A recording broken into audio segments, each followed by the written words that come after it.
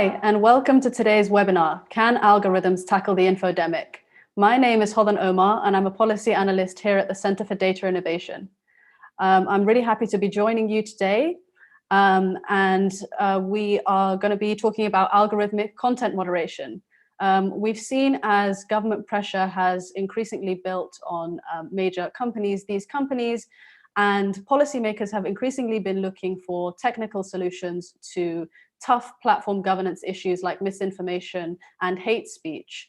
Recent events, particularly surrounding the pandemic, have suggested that algorithmic content moderation is a necessary tool to deal with growing public expectations for platform responsibility, platform security, and platform safety. And so these automated tools, whether they are automated hash matching or predictive machine learning tools, they have been increasingly deployed to conduct content moderation at scale by major platforms for user-generated content like Facebook, Twitter, and YouTube. And so we're here today to talk about whether these algorithmic moderation tools are working, how they're being implemented, and also to highlight some of the political and ethical implications that these systems raise. And to do that, we've got two really great panelists joining us today. We have Sarah Roberts, who is a professor at UCLA and a scholar who specializes in content moderation on social media. And we've also got Rachel Thomas, who is the director at the University of San Francisco Center for Applied Data Ethics. So thank you to you both for joining us. We're really happy to have you. And just a reminder to everyone joining from home, if you have questions for our panelists and you're streaming from the Center for Data Innovation website, you can submit your questions on Slido. And if you're live streaming from YouTube, you can look in the event description and there should be a link to how you can join. And with that, I think we can get started. So I think it makes sense if we start by talking about how automated moderation actually works. So perhaps, Sarah, you can take us through some of the technologies in algorithmic moderation, how they work, and what types of data they use. Whoops, am I unmuted now? Thank you. I'll start out by saying that my area of expertise is actually in the human side of content moderation at commercial scale. And when I began researching that about 10 years ago, the sort of conventional wisdom was that computers were primarily responsible for any moderation that took place, if in fact there was any moderation at all.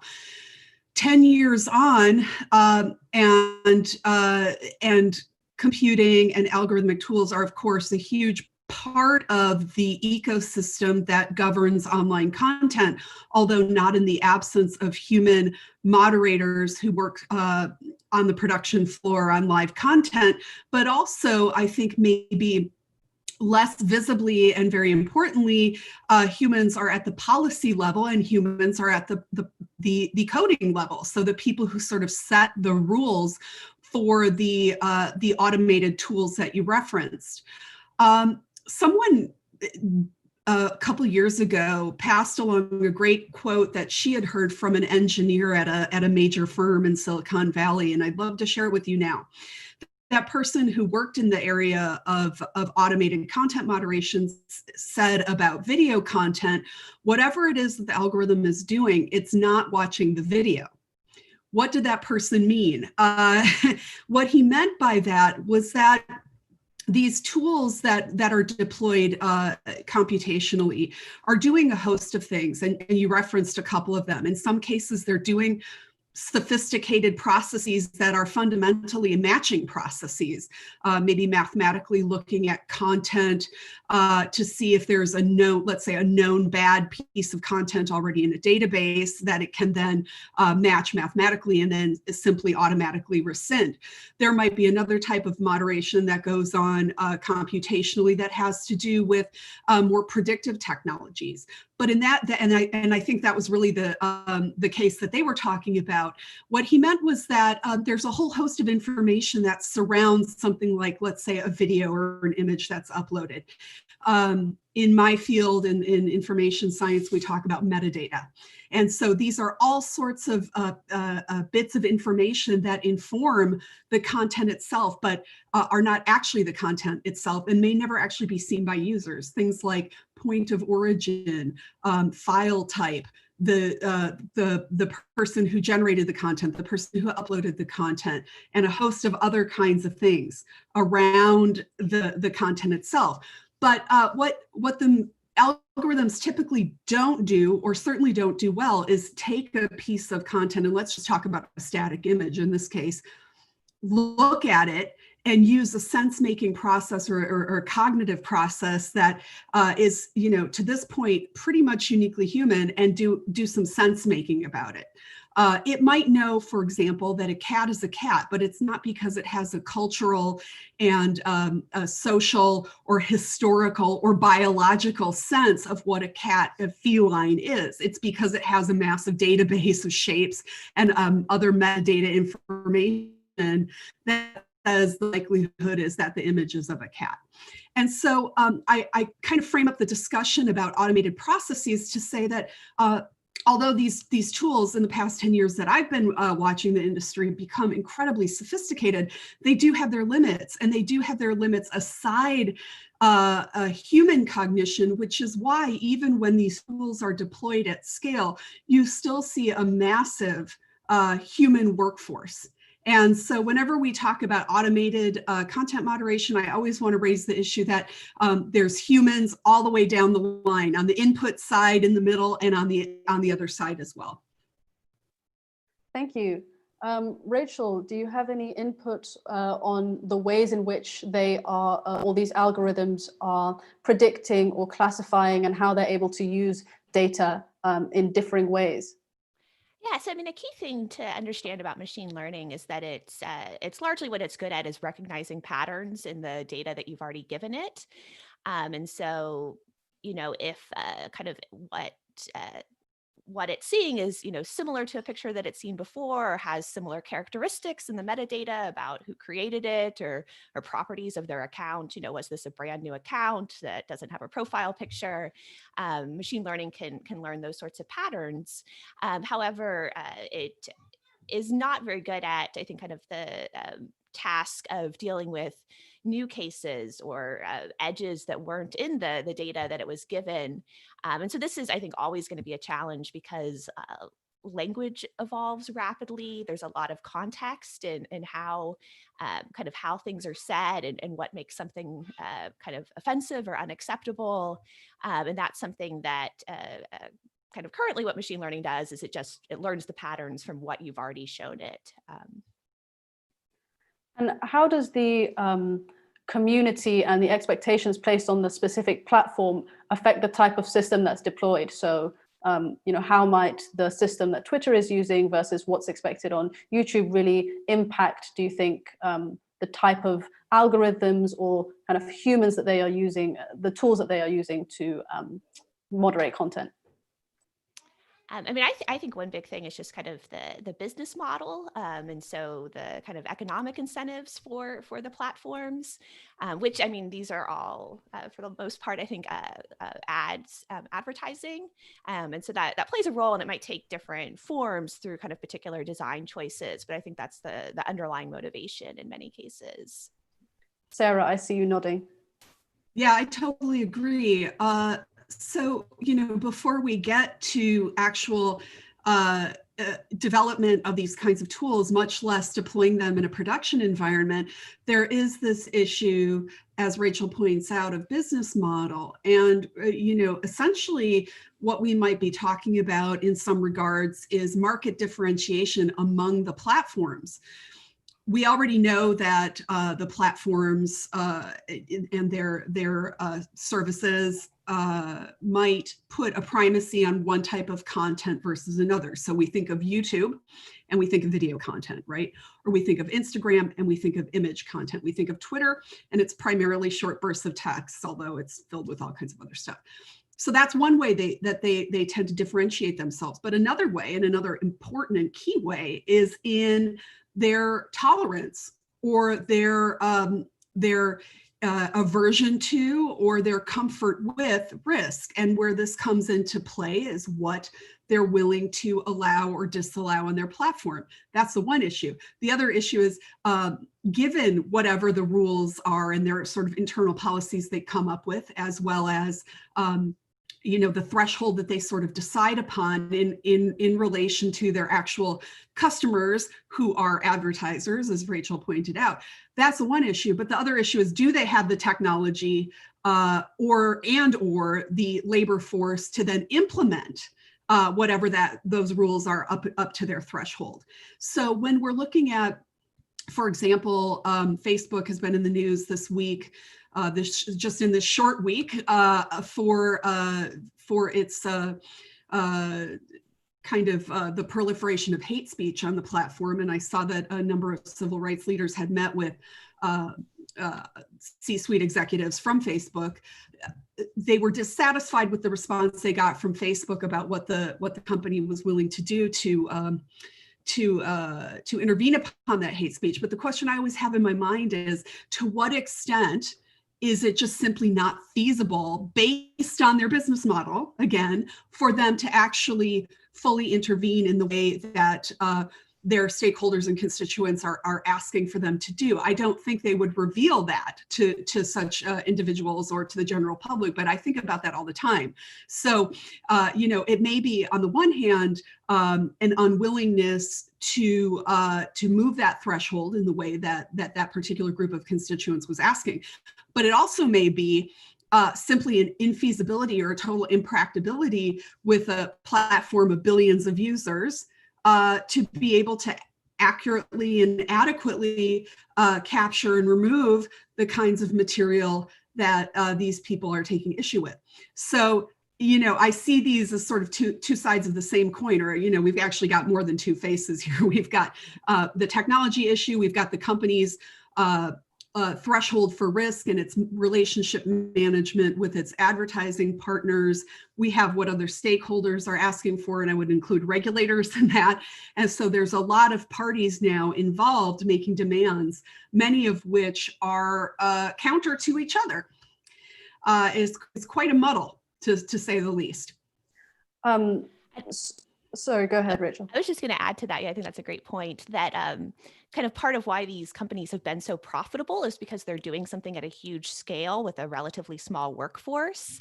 And so to that issue of kind of, to perhaps to have enough content moderators to adequately or more effectively moderate, they would not be nearly as profitable to kind of have the scale of a human workforce compared to kind of the number of people using the product.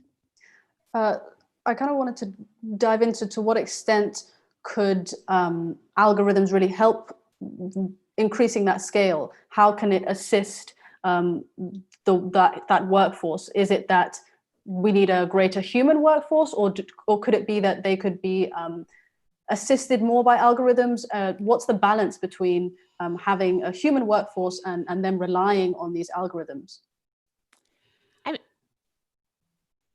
I think that I think that it's always been the aspiration in Silicon Valley to fully automate this process. There are a number of reasons for that. Rachel points out quite astutely that these companies have made their fortunes on being so-called lean companies, right? That's appealing to investors, but it's also a bottom line issue of not having this bloated workforce. So on the one hand, there's this aspiration to keep the companies lean. There's also just sort of an ideological predisposition to doing everything computationally whenever possible. That sort of stands to reason when we think about the sociocultural and socioeconomic context of the companies. That having been said, when you talk to people on the inside, especially those close in the operations of the content moderation apparatus and ecosystem within the firms, the notion of ever turning this process over fully to automation, almost no one will tell you that that's sort of a near-term feasibility, much less a goal. And the reason is simply that algorithms and computational tools, while highly effective in doing some of the things that Rachel and I have already described, are in essence blunt to a certain extent. And what happens is you'll see a lot of times when those tools are deployed at scale, and we saw sort of this interesting moment, for example, when COVID required all the human content moderators basically to go home, especially in places like the Philippines, where there are massive installations of content moderators who work on North American social media platforms. These algorithmic tools sort of took precedence and took more of a front seat, and we saw a number of things that were then attributed to mistakes or errors. I questioned that in print. I said, is it really an error when the algorithm is behaving as you programmed it? It may result in things that are unpleasant or counter to what you wanted to do, but in fact, the algorithm is only going to do what it's been programmed to do. So calling it an error is it's a little bit of a slippery bit of language. So the idea that these tools would fully take over, again, for any industry watchers and industry insiders, I think is kind of a non-starter. In fact, because I was a person who got into this field by thinking about worker welfare and human beings who do content moderation, and we know it's a very, very taxing and disturbing job. You know, it's been posed to me many times, well, could the algorithms simply take over? Could computational tools of all sorts take over and do this work? And it seems that's what's actually happened with the larger scale deployment of those tools, because they're blunt and because they can often be proactive, whereas most production level content moderation by humans has been reactive. What's actually happened is those tools have gone out, sought out content that maybe would never have been reported or otherwise seen or engaged with, bundled that content up, brought it back for review, and in essence has made a case to have more reviewers, not fewer, more cases that need to be adjudicated or vetted to enhance the machine learning tool or the algorithmic tool, not fewer. And so it's a bit of an irony that that's kind of where we've landed with these tools, you know, as we speak today, this morning. Thanks. I think when people have these conversations, a lot of the time it's really focused on mis and disinformation in the kind of the general way that we naturally understand it, but there are also considerations of algorithms and humans tackling things like copyright infringement and terrorism. Can you talk about how humans and algorithms are tackling these sorts of things? I mean, that's something, copyright infringement is an example that people hold up of something that the kind of major companies have probably put a lot more resources into than they have into issues like harassment or disinformation. And so there you do see kind of a lot more takedowns, but in a way that's often really kind of weighted towards the copyright holders, with kind of fewer avenues for recourse, and a much slower avenue for recourse for people kind of accused of copyright infringement. So I think that it's definitely an example of kind of where the economic priorities kind of have driven the companies. On the topic of disinformation, I'll say that it's very a lot of disinformation is about misleading context. There's often kernels of truth mixed in with, you know, the most effective propaganda has a kernel of truth in it. And so it's very, can be tricky to recognize and can require kind of a lot of cultural context, as well as kind of context about how the media is being displayed and what's being shared. So it's a very difficult problem, and a lot of you know, in the past few years, I think many experts on disinformation had pushed more towards, you know, recognizing coordinated and authentic activity. So, you know, when you have these kind of networks of accounts that are not who they say they are, behaving in coordinated ways. But now what's kind of being raised as an issue is that a lot of activism looks can look like have these same patterns of people tweeting the same things in networks, and so and it was a recent article on kind of the teens that not purchase but reserve tickets for the Trump rally in Tulsa. Is that something that would be flagged as coordinated and authentic activity? But it was also a form of activism. So even those lines are becoming blurrier. We've also seen this with the Stanford Internet Observatory last year. Identified this kind of network of pages, Facebook pages, claiming to be local African newspapers, and it was run by a Russian Russian operator. But they were hiring locals in many of the cities that they were in, and so that line is becoming kind of much blurrier of kind of what is inauthentic. And again, that was something where there was this mix of many of the materials being shared were accurate or true, but there was kind of propaganda and disinformation mixed in with it. Thanks. Yeah. Sorry, go ahead. Yeah, I mean, those are such fascinating examples, and I think they really crystallize the problem of discernment that comes before any action, algorithmic or human, in terms of moderation of what constitutes mis and disinformation. The example of copyright, as Rachel gave us, is so important, because in a way that was an quote unquote easy problem for the platforms to solve, in that they were able to get a corpus of material that was digitized, and they were able to then match against that material that had copyright.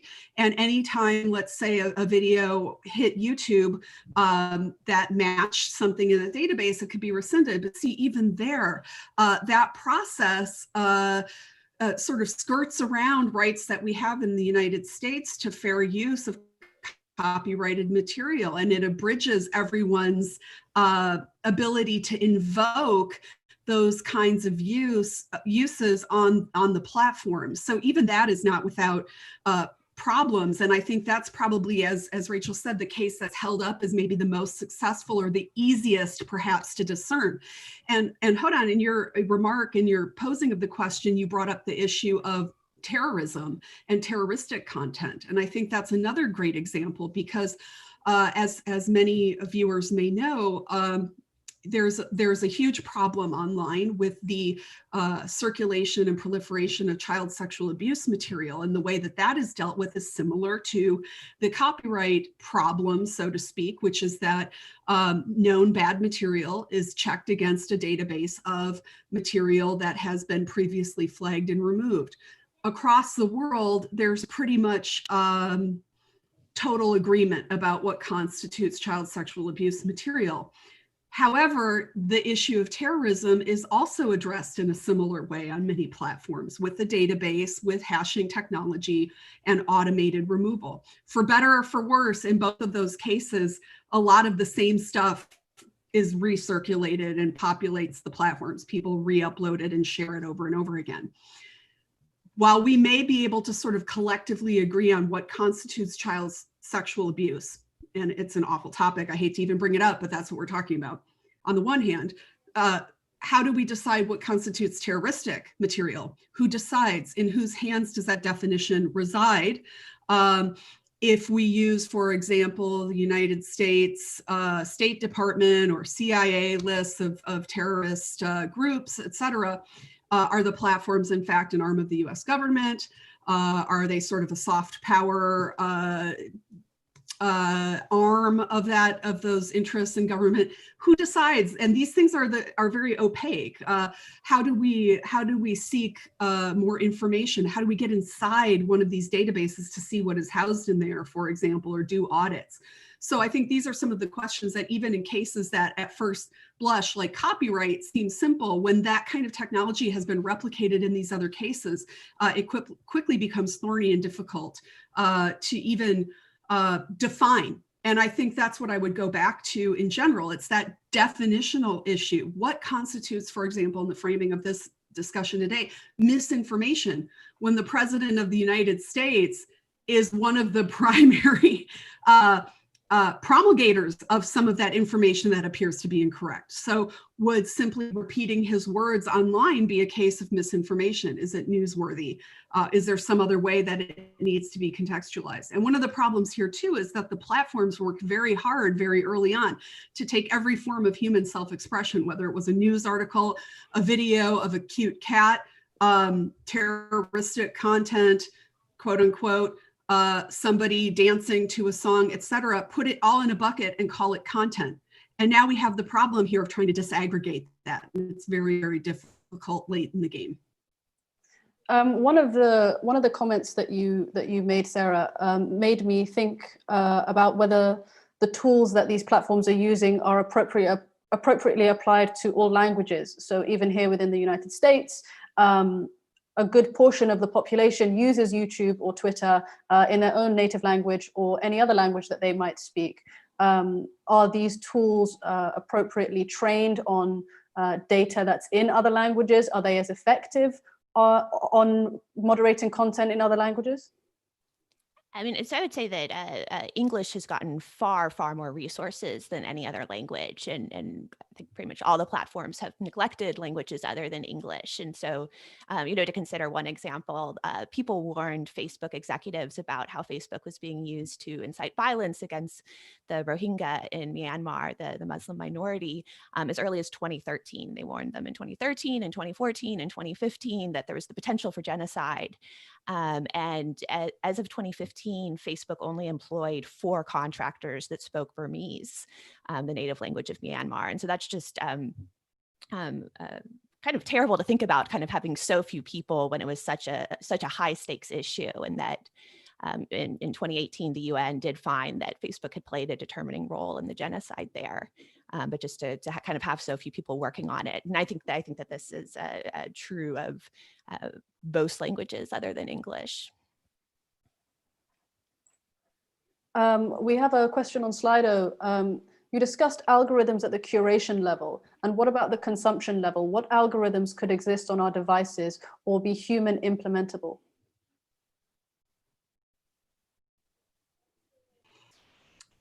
That's a really interesting question. Not that I'm a person with a successful track record of getting VC funding or something like that in Silicon Valley, but I've often thought that there is real opportunity here for entrepreneurial sorts who would like to, in the absence of the platforms themselves, whether it's a will issue or whether it's other issues of just of having intractable problems that they did themselves create, there would be a good opportunity for parties to kind of come in at different stages along the production and consumption chain. So certainly today we are focused almost exclusively in talking about what goes on the production side, like sort of before it gets to or up to the point that it gets to the person who is experiencing the content. But, over the years, I've run into some very interesting people who have been developing tools of a variety of sorts that would allow, and, they were like really at alpha stages. But one woman in particular was showing me something at a machine learning conference I was at about 1.5 years ago that she was working on, where she had, essentially a glorified set of filters, but they were really sophisticated. And she was able to kind of create an ecosystem for herself to, do things as simple as keyword bans, right? So there were certain words that she found offensive, invective that she didn't want to see. She was able to put those into an app that she had written and lay it over. In this case, she was working, I believe, with Twitter. Now, there are all kinds of issues with that, including API access and a whole host of other things. But I think it's an interesting concept for sure that, that probably hasn't been given its due. And the one other thing I'll say too is there's probably a great market opportunity for people who might want to create platforms that, rather than be generalist and sort of endeavor to be all things to all people, might create a platform that has, a very low tolerance for hate speech, let's say. Like that just could be a thing that someone creates. We've seen that on the side of the right, we've seen a number of tools come out that have sort of gone the other way. But I think there's some market opportunities here that reside beyond, what we typically talk about in terms of the cycle that happens on mainstream social media. And Rachel probably has some thoughts. I would say a related topic is recommendation systems. And so, we've been focusing on content moderation, but there's also the issue that the recommendation system, which is, determining what order things show up in your timeline or your news feed, that has a huge amount of power in terms of what people see and also what ends up becoming very popular. And there's James Grimmelman describes it as the platforms are kind of at war with themselves, and that the same characteristics that make things very popular and go viral are often things that are objectionable and a problem. And so there's often this issue with platforms promoting things that later need to be taken down or found to be very offensive. And so an idea Jonathan Zittrain had, and this, Sarah mentioned there'd be API issues, but what if Facebook had a marketplace where different people could submit recommendation systems? So, a way of ordering your news feed, and users had some sort of choice. And I know Facebook has given some controls, which I find to be very opaque in terms of trying to say what you want more or less of, but for users to have kind of more control over what they're going to see and in what order, because that is something that really has a lot of power, because there's just so much content out there. And so the act of kind of sifting through and what you're even shown out of all the content out there is very significant. Thanks. 100%. I totally agree with that. And it's so important to bring it up. And I wonder how many viewers have gone into their platform of choice and clicked on that button that says, show me things chronologically, only to go back later and find it reset to some other factor having to do with algorithmic recommendation. And it's like maddening, right? I mean, I experience that all the time myself. Yes. Yeah. And to give kind of one more concrete example, there's a former YouTube employee, Guillaume Chaslot, who says that YouTube recommended Alex Jones 15 billion times. And Alex Jones was later banned from the platform, but this is something where he was kind of very heavily recommended in the years leading up to being banned. And that, most likely played a role in helping him build kind of such a large audience and following.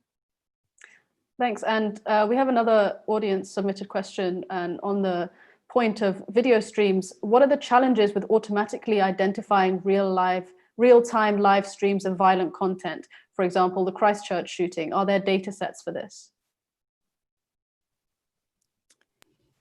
I mean, so there is a database of that the kind of major tech companies use for to do this perceptual hashing or non-cryptographic hashing of trying to find content that's similar to content that already exists and to take it down. But I do think it is kind of remains a challenge when you kind of have brand new content coming up live.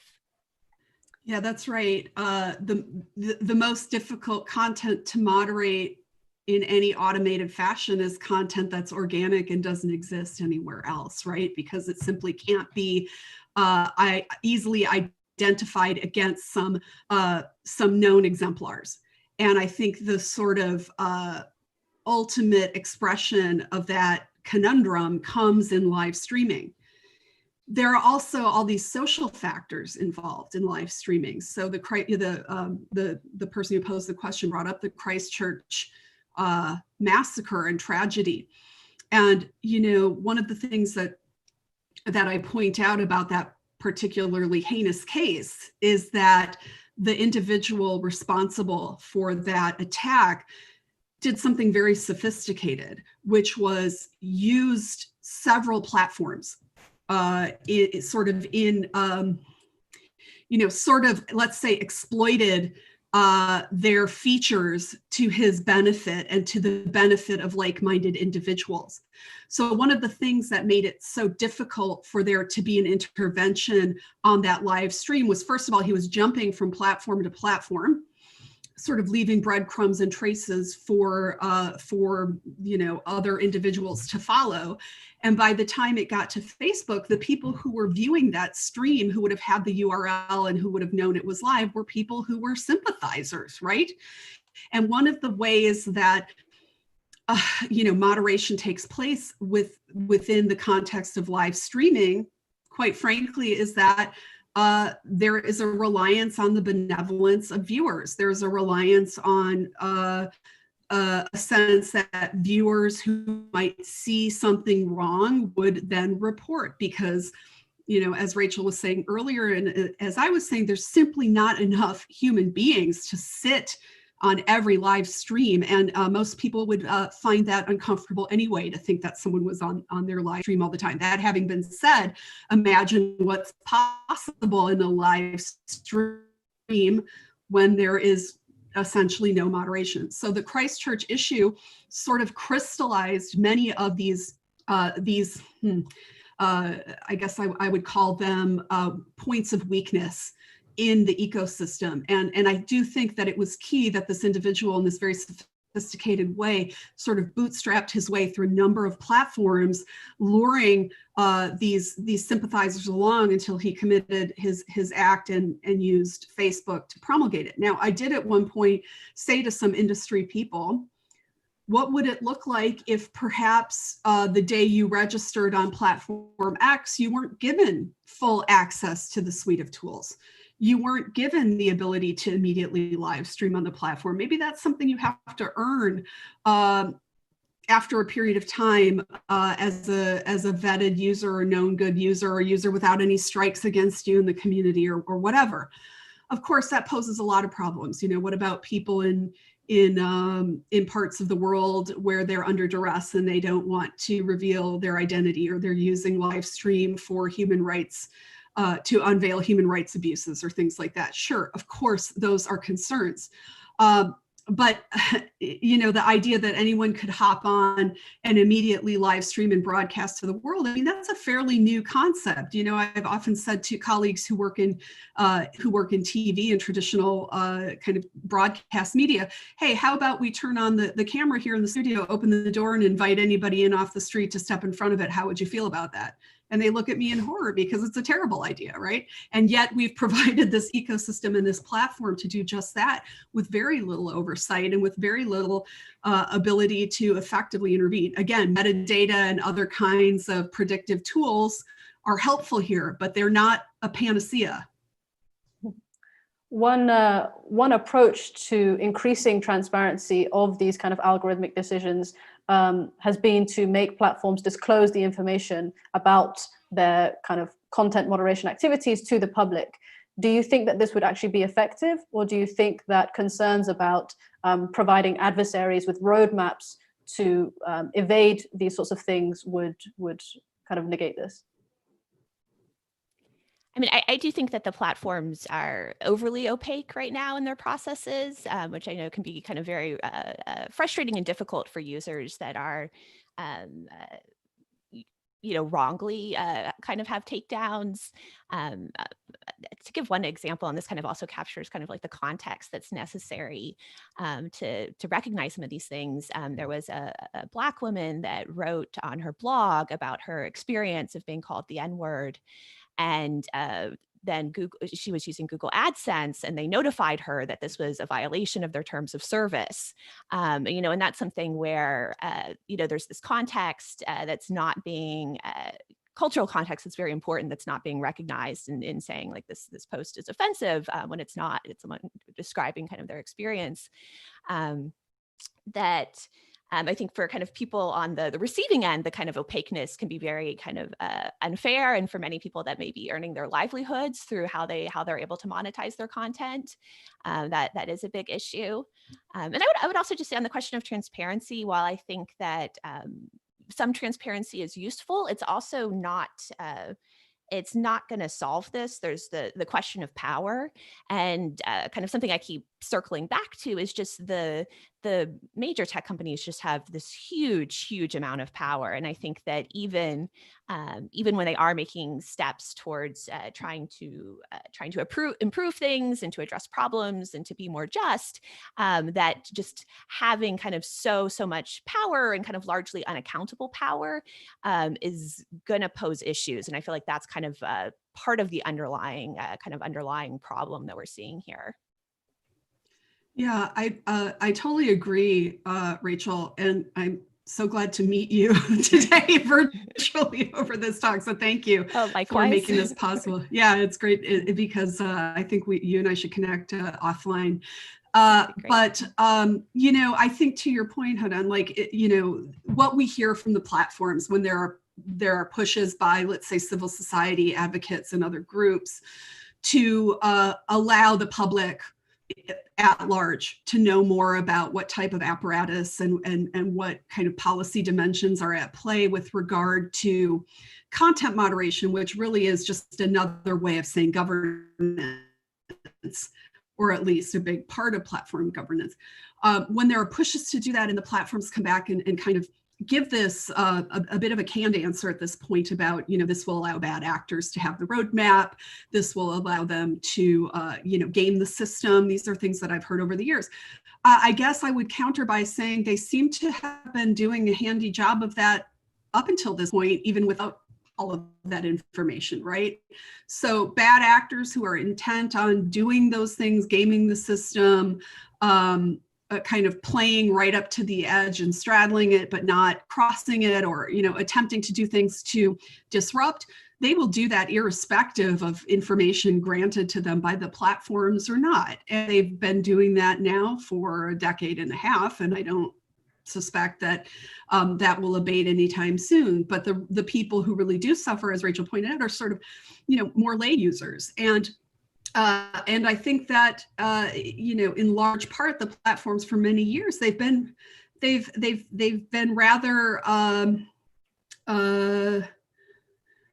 self-serving, let's say, about the type of information they've been willing to give up, and they've often spoken out of both sides of their mouths. Now, sometimes this is because there's actual dissent within the companies themselves, where one branch of the company sees things one way and another sees it another, as Rachel said, quoting Grimmelman, at war with themselves, I think is very, very accurate. But in other cases, I think it's really more of an equivocation that has served them well, right? So under Section 230 in the United States, which is sort of the kind of the regulation, let's say, that governs or gives leeway to the platforms to both allow and also remove content. They've made it their practice to do those things totally at their discretion. And when it's at the platform's discretion, we have to ask, well, who does that serve, right? Ultimately, it serves the platforms and it serves their clients. And their clients, again, we must remember, are their advertising partners. Their clients are not users. So this whole apparatus of content moderation, in effect, was born out of a need for brand management for the platforms to manage their brand, and brand management to manage in succession their partners' brands and that relationship. And so there's been tons of equivocation over the years in terms of even what the policies were and how they were implemented, and a lot of holding the cards close to the vest around those issues. It's only been, just to remind our viewers, it's only been in the last few years, really since about 2016, that the major firms have been out, so to speak, about the fact that they have this entire ecosystem of content moderation in the first place, human and or computational. For years, they wouldn't talk about it. And they sort of denied it, and they sort of left it up to people's imagination about how it got done. But I do concur with Rachel that, transparency isn't enough. That's why we talk about things like accountability, and that's why I think we need to have more people at the table informing these decisions that go well beyond the platforms and their sort of partners who have vested interests, which in this case would be advertisers. Although this has been a very interesting moment for advertising relationships and platforms, as we've seen this boycott kind of unfurl around Facebook. Thanks. So we've spoken a little bit about users in other countries and individuals being affected in other countries. To what extent do you think that kind of computational content moderation of American platforms plays a role in other countries, such as Brazil, where misinformation has been a kind of hot topic? Yeah, I mean, so there's, I think, a kind of growing body of work on algorithmic colonialism, and kind of this idea of when you have these companies that are based in the U.S. and largely the employees are American. I mean, in particular, I'm thinking of kind of the not the contractors, but the kind of staff with benefits and everything are American, of kind of how well do they understand the cultural context of the countries they're operating in, and I mean how many resources are they even investing in trying to do so.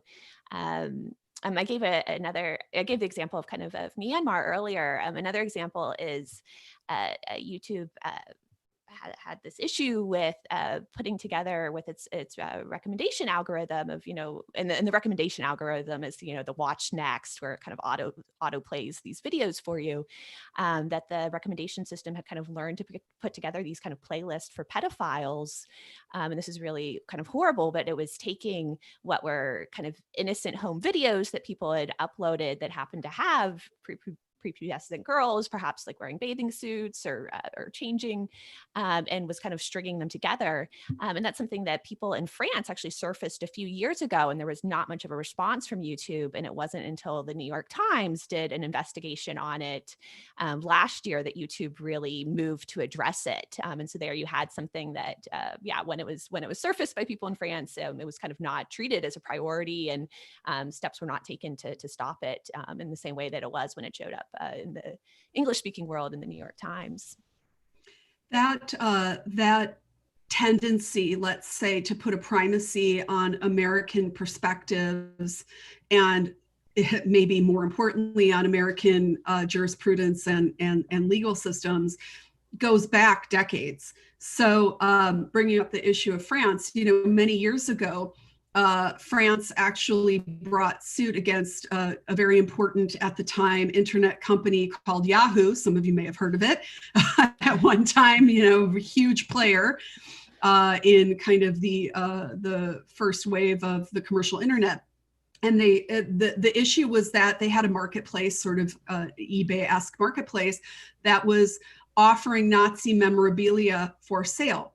France said, guess what? In France, it's illegal to sell this kind of stuff. You cannot be in the French market and be selling this. You have to figure out a way to rescind it. We don't really care what you do anywhere else. We're not suggesting that we have, the right to tell you what to do, but we certainly can tell you in France that you can't do that.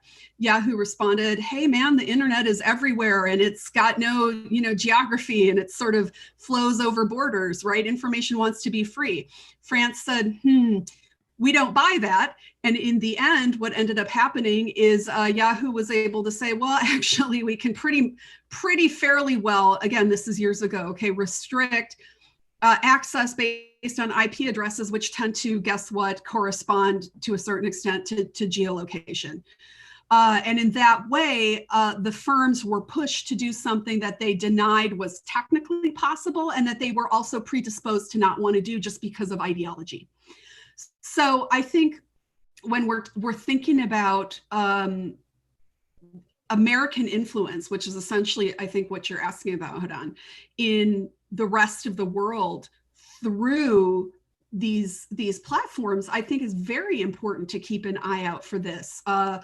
Again, I've talked about it as a form of American soft power being sort of meted out around the world, whether or not there's adequate staffing and localized understanding of what's going on, whether or not it's taken seriously by the platforms or as seriously as like American concerns will be taken, because ultimately the firms are most concerned about American regulation, and I would say also EU regulation, which has been much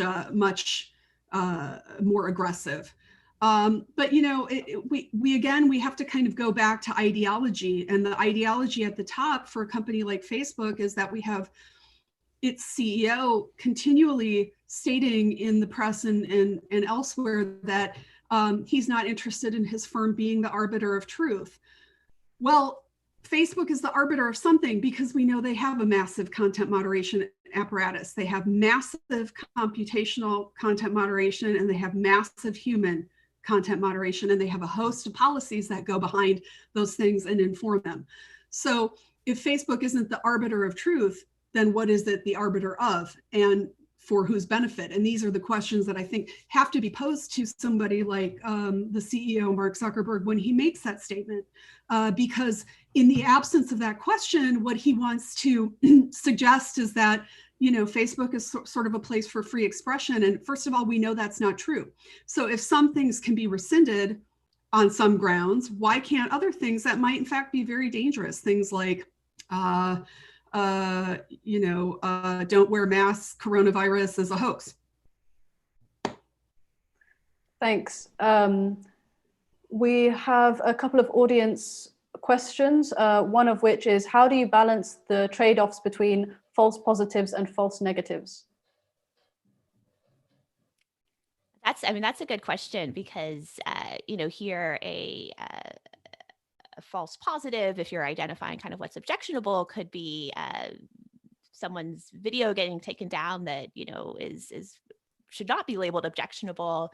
In another example we saw was when YouTube demonetized many LGBTQ creators because it was kind of conflating talking about gender identity or sexuality with sexually explicit material, which is not the case. And this is something that affected many people's livelihoods. Kind of, you've got the costs there, and then the kind of the flip side of the false negative of when something is rated not objectionable that is, and some of this is perhaps in the eye of the beholder, but we're seeing a lot of people being radicalized into kind of very violent white supremacist terrorism through the platforms, and a lot of radicalizing material is up there because the focus on terrorism that the platforms has taken has largely been on Islamic terrorism and not on white supremacist terrorism, and so that can have a very kind of profound cost to people's lives. Yeah, I think even the kind of language that gets used when something comes to light, let's say that gets caught up in too wide of a net, or as the questioner described it, as a false positive. I think even the language that the platforms use is problematic because it obfuscates the processes and the policies behind the processes that caused the issue in the first place. So again, they'll use a term like it was a mistake rather than to describe what actually happened as, say, the algorithm or the machine learning informed computational tool functioning as programmed, right? But that it has been decided that functioning as programmed has, essentially a social cost that is not desired. And so I think, there is like a chronic lack of understanding on the part of everyday users, and that everyday users goes all the way up to regulators. That is really, I do not blame individuals for having, because it comes from the platforms themselves. They don't really explain what they're up to. They don't really describe the processes as they're deployed. And when things go wrong, they're sort of described as these anomalous one-time events that were mistakes, rather than actually we configured the algorithm to do this thing, and it turns out it had a really deleterious effect, and we went back and thought it through again and changed our policy and then reprogrammed the thing to not do that, to not have that deleterious effect on this particular group of people. But that doesn't make it into a sound bite. What makes it into a sound bite is we don't want to be arbiters of truth. Sorry, I'll just add one more thing. I think this is something that has been kind of not thought about enough in machine learning as a whole, as a field, but just even how you, so a lot of machine learning is about, like optimizing a loss function, but really kind of how you weight false positives and false negatives. There are, I believe, like 21 different measures of accuracy you can get, kind of depending on what weights you're putting on those. And that's a really significant choice that's often kind of skimmed over. Often the starting point in machine learning is just like, oh, we've got this accuracy that we're trying to optimize. And there's, and Arvind Ranjan gives a great tutorial on this 21 definitions of fairness, but that kind of looking at how you weight them and how you would want to weight them also depends a lot on your perspective of who you are in the system, and kind of what stakeholders you're including. And so that's often, there's not kind of one correct way to weight false positives and false negatives, but it's really going to depend on which stakeholder you talk to and which stakeholders you're kind of valuing in that process. And that's something that as a whole, machine learning has kind of, I think, glossed over, even though it's a very, very consequential choice.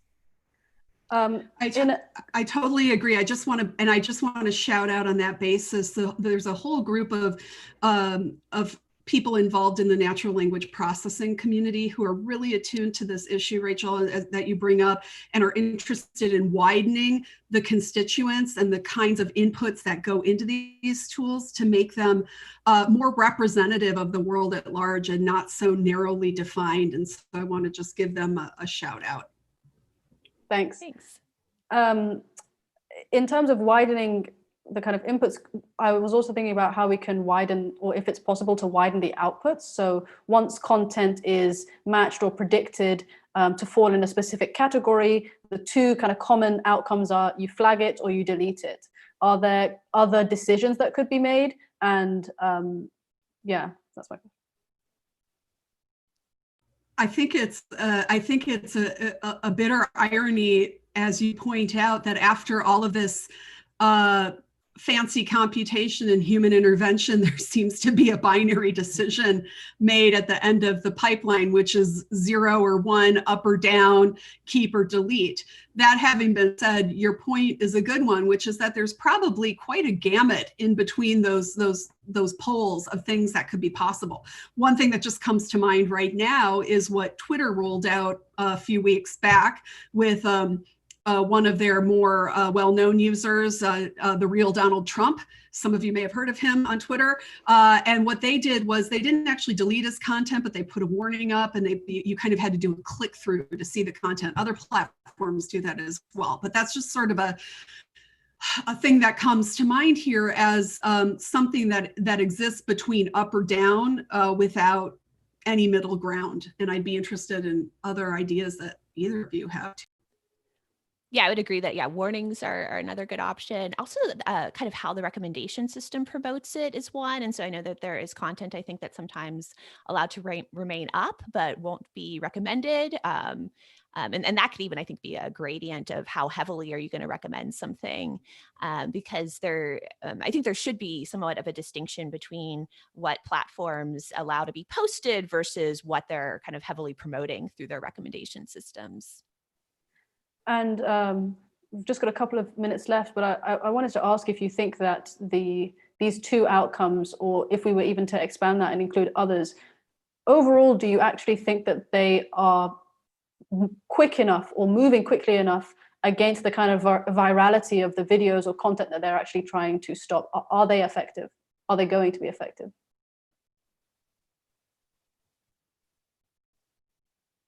I mean, I think the whole kind of mechanism of virality, there's a lot of kind of problems and also design decisions that are baked into that.